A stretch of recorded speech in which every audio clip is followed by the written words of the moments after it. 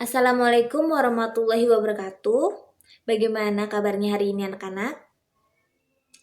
Alhamdulillah, Ibu juga baik. Semoga kita semua selalu berada di lindungan Allah Subhanahu wa taala dan semoga kalian selalu diberikan kesehatan dan yang paling penting nih, kalian tetap semangat belajarnya walaupun di tengah pandemi saat ini. Kira-kira kalian sudah siap belum ya belajar pada hari ini? Jika sudah siap, alangkah baiknya kita berdoa sebelum belajar. Berdoa dalam hati dimulai. Selesai. Untuk absensi, kalian bisa tulis dalam komentar di video ini. Tulis nomor absen dan nama kalian, nama lengkapnya ya. Ibu persilahkan. Sudah? Baik, Ibu lanjut. Untuk materi hari ini kalian sudah tahu belum ya tentang apa? Kita belajar tentang apa? Nah, betul sekali. Kita akan belajar mengenai biologi sel. Jadi, tujuan pembelajaran pada hari ini itu yang pertama, kalian dapat menganalisis organel-organel sel pada tumbuhan dan hewan beserta fungsinya masing-masing. Yang kedua, kalian dapat mengamati dan menganalisis proses difusi dan osmosis atau transportasi zat dalam kehidupan sehari-hari. Nah, di sini nanti kalian akan dituntut untuk melakukan percobaan tentang difusi dan osmosis yang dapat ditemukan di kehidupan sehari-hari. Lalu setelah itu, yang ketiga, tujuan pembelajarannya adalah menyajikan sebuah laporan. Jadi nanti kalian akan membuat laporan yang kemudian akan kalian presentasikan. Paham sampai sini? Baik, alhamdulillah. Kalian pernah perhatikan tidak perbedaan antara tumbuhan dan hewan yang ada di sekeliling kalian? Kalau kalian perhatikan, kalian pasti tahu perbedaan dari kedua makhluk hidup ini. Kalian pernah bertanya-tanya atau tidak? Kenapa hewan dan tumbuhan itu berbeda dalam pergerakannya? Hewan itu lebih aktif, lebih lentur, lebih lincah dalam bergerak. Kenapa si tumbuhan hanya stay di situ? Bergerak, terlihat gerakan tumbuhan itu ketika ada angin. Daunnya melambai-lambai, tangkainya itu bergoyang-goyang. Tapi kalian pernah berpikir kenapa hal itu terjadi? Kalau kalian sebagai anak IPA, pencinta IPA, harusnya kalian harus berpikir seperti ini. Untuk lebih jelasnya, coba kita lihat video atau tayangan yang unik berikut ini.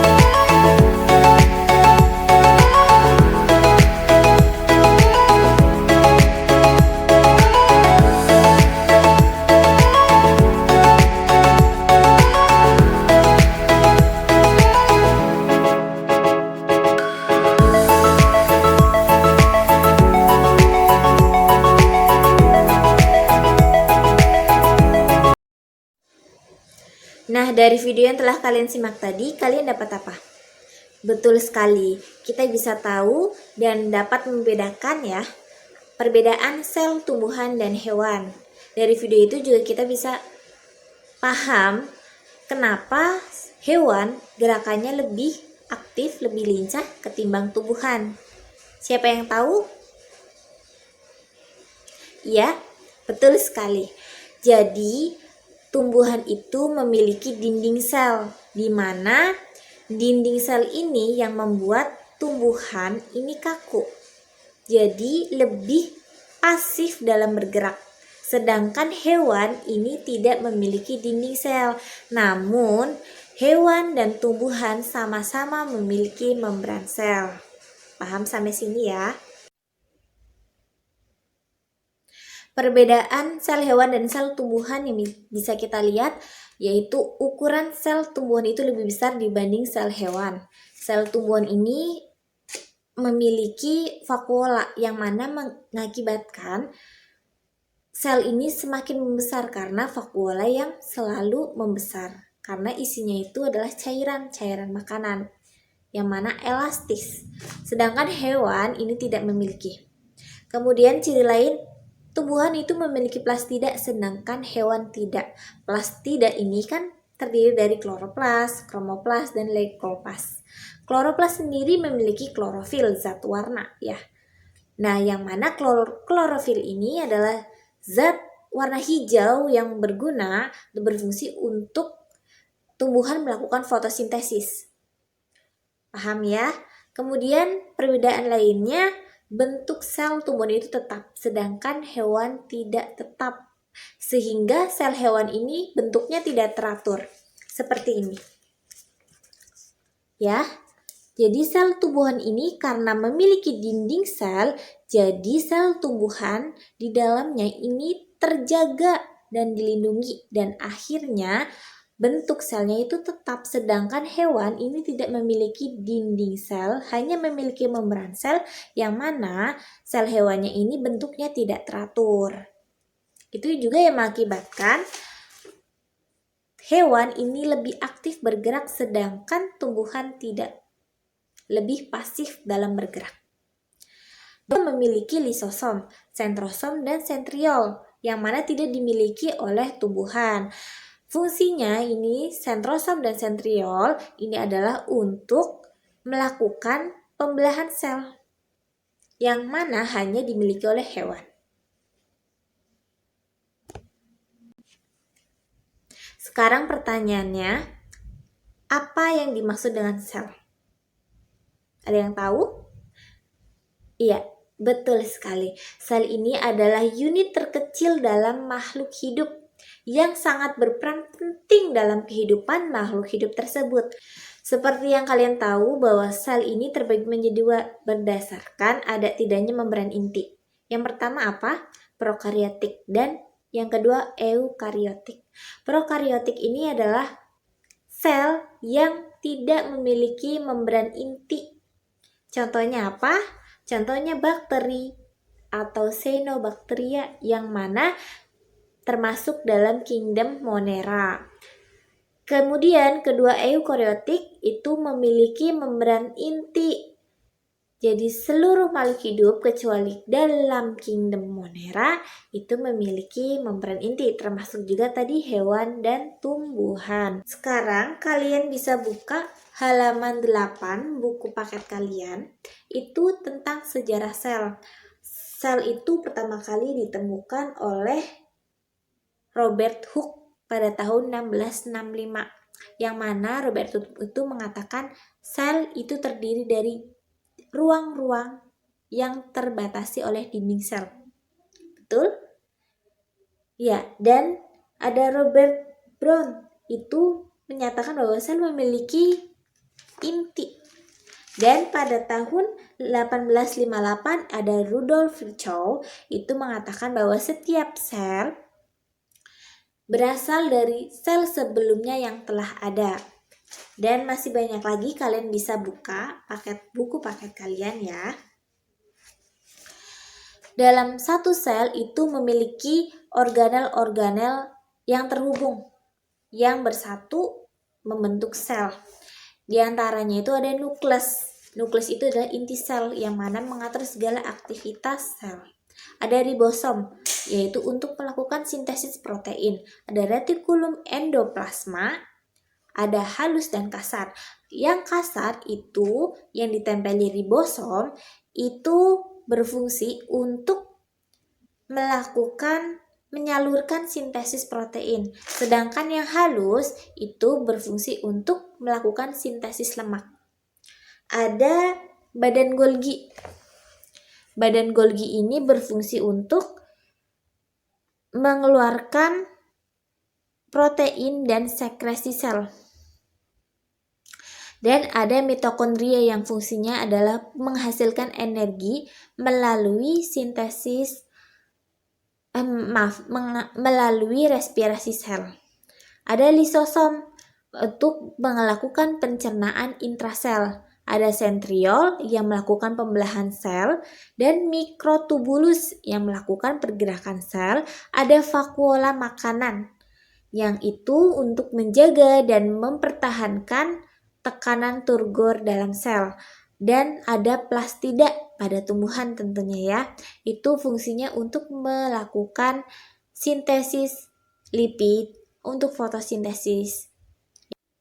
Tumbuhan dan hewan sama-sama memiliki membran sel. Membran sel ini memiliki fungsi sebagai proteksi, transportasi, dan reseptor. Proteksi melindungi dalam sel. Ini seperti dalam gambar, itu bagian lipid.